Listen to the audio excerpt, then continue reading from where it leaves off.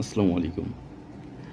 যাই হোক, আমরা একটা সূত্র দেখি, A plus B whole square equal A square plus two A B plus B square. আসলে এটা কেমনে, কোথা থেকে আসলো? এখানে A plus B whole square মানে দুইটা এ প্লাস বি আছে।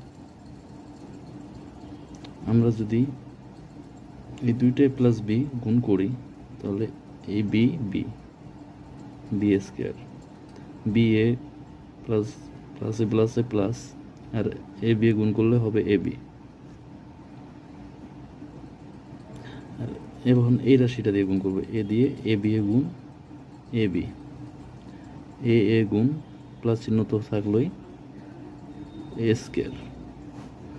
এখন যোগ করে পাচ্ছি আমরা এ square plus two A B, A B একটা এ বি আর একটা A B, two A B plus B square. মূলত এইভাবেই এই সূত্রটা। ধন্যবাদ, আশা করি বুঝতে পারছেন। আর কোনো যদি কথা বলার সমস্যা হয় তাহলে ক্ষমাসুলভ দৃষ্টিতে দেখবেন।